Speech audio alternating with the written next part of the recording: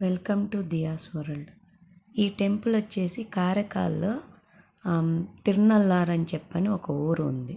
ఆ ఊరిలో ఉంది శనీశ్వర భగవాన్ టెంపుల్. ఇది చాలా ప్రతిష్టమైన టెంపుల్, చాలా పవర్ఫుల్ అయిన దేవుడు ఇతను.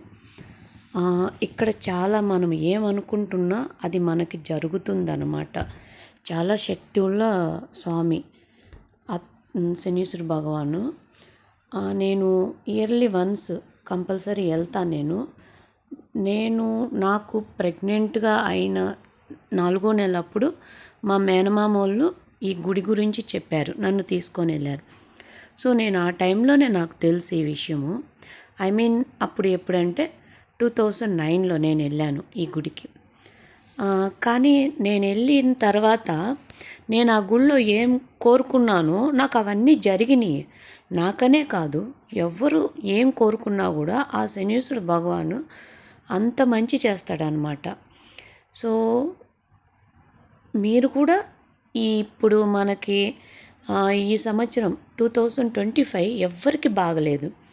సో మీరందరూ కూడా ఈ దేవుడి దగ్గరికి వెళ్ళి దర్శించుకొని రండి. మీరు చాలా మంచిదనమాట. నేను వెళ్ళాను మొన్న. నేను లాస్ట్ సాటర్డే ఇక్కడ నుంచి చెన్నై నుంచి బయలుదేరి వెళ్ళి నేను వచ్చేసి 5th 6th వెళ్ళాను. నేను సండే మార్నింగ్ దర్శనం చేసుకొని మళ్ళీ ఆ రోజే రిటర్న్ వచ్చేసాను. సో అప్పుడు నేను వెళ్ళినప్పుడు ఈ వీడియోలు తీశాను, చూడండి. మనం టెంపుల్ లోపల ఎంటర్ అయ్యేటప్పుడు ఇక్కడ అంతా షాపింగ్స్ ఉంటాయి, ఈ కుందులు ఇవన్నీ అన్నమాట. సో ఇవి కూడా నేను వీడియోలు తీశాను, చూడండి. కానీ ఇంకొకటి ఏం చెప్తారంటే, మనం శనీశ్వరుడు గుడికి వెళ్ళేసి వచ్చేటప్పుడు ఏమి తీసుకొని రాకూడదు, వెనక్కి తిరిగి కూడా చూడకూడదు అని చెప్పని అంటారు. నాకైతే అలాంటివి ఏమి అనిపించదు. నేనైతే కొనలేదు, కానీ నాకు తెలిసింది దేవుడు అనేవాడు ఎవరిని కష్టాలు పెట్టాలి అని అనుకోరు దేవుళ్ళు.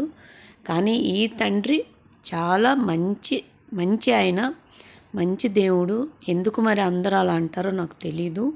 కానీ ఏమి అనుకున్నా కూడా మన మనసులో ఈ దేవుడి దగ్గర మనం అప్పగిస్తే అవి మనకి మన మీద ఉండ కీడు కానీ ఏదన్నా ఇది ఉండా కూడా వెళ్ళిపోతుంది, దేవుడే చూసుకుంటాడు. ఈ గుడిలో ఇంకొకటి ఏంటంటే, గుడి లోపల మనం వీడియో తీయలేము, కానీ ఈ గుడికి ఒక స్టోరీ ఉందండి.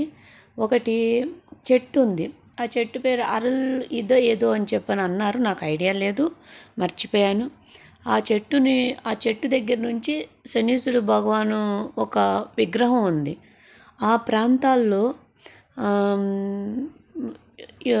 ఫారెన్ నుంచి కూడా వచ్చిన వాళ్ళు ఫొటోస్ తీయాలి అని చెప్పని పైనుంచి చాలా ఏమేమో శాటిలైట్ ద్వారా చాలా చేశారంట. కానీ అక్కడ మటుకి ఎవ్వరికి ఫొటోస్ కానీ వీడియోస్ కానీ రాదంట, నెట్వర్క్.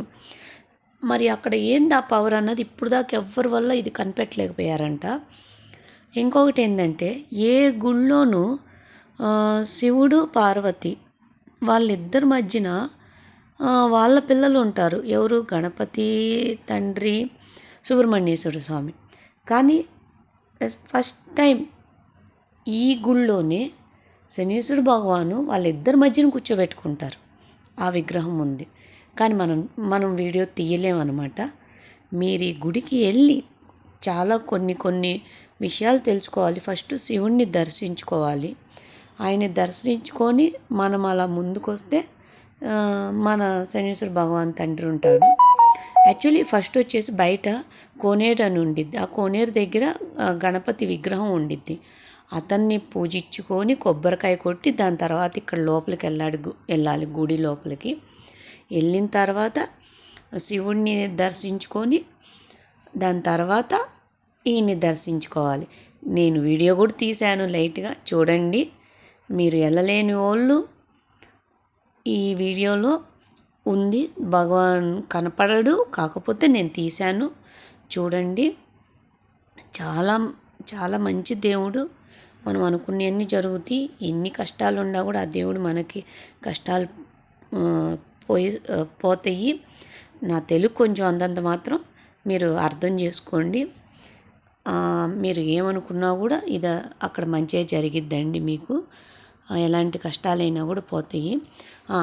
ఇప్పుడు ఆ శివుడు మధ్యలో కూర్చొని ఉంటాడనమాట. ఇలాంటివి కూడా వీడియో తీయలేం మనం. మీరు గుడికి వెళ్ళి చూడండి, ఆడకెళ్ళి పూజలు చేయించుకోండి, చాలా మంచి జరిగిద్ది. చెన్నై నుంచి మేబీ 285-300 కిలోమీటర్స్ లోపలే ఉంటుంది. ఓకే, నాకు వీలైనంత వరకు నాకు తెలిసిన ఈ గుడి గురించి చెప్పాను. కానీ మీరు నేరుగా వెళ్ళి దర్శించుకోండి, చాలా మంచిదన్నమాట. ఓకే, నాకు తెలిసిన అక్కడ హోటల్ మినాల్ హోటల్ అని ఒకటి ఉంది. అది కొత్తగా కట్టారు, చాలా రీజనబుల్ ప్రైస్ మనం స్టే చేయడానికి. అలాగే నేను ఒక షాప్లో మాట్లాడుతున్నా చూడండి, వాళ్ళు దగ్గరుండి తీసుకెళ్తారు. మీకు వీలైన అంతా వాళ్ళకి ఇచ్చుకోవచ్చు. మీరు చాలా దర్శనానికి తీసుకెళ్తారు, డైరెక్ట్గా గుడి లోపలికి కూడా తీసుకెళ్తారు వాళ్ళు. మీరు ఆ షాప్ దగ్గర వెళ్ళి అడగండి. Okay, please like and share, subscribe my channel. నాకు తెలిసిన విషయాలు నేను మీతో షేర్ చేసుకున్నాను ఈ గుడి గురించి. మీరు కూడా మీకు తెలిసింది కూడా మీరు వెళ్ళొచ్చిన తర్వాత మీరు షేర్ చేసుకోండి. Okay, like and share, subscribe my channel. Thank you. Om నమో శనీశ్వర భగవాయ నమః. ఓం నమో శనీశ్వర భగవాయ నమః. ఓం నమో శనీశ్వర భగవాయ నమః. ఇలాగా ఒక 11 సార్లు మీరు అనుకోండి రోజు పూజించేటప్పుడు. ఎప్పుడైనా కూడా దేవుణ్ణి తలుచుకుంటే చాలా మంచిదండి. దాన్ని మీరు తప్పుగా అనుకోమాకండి. చాలా చాలా మంచిది. Thank you.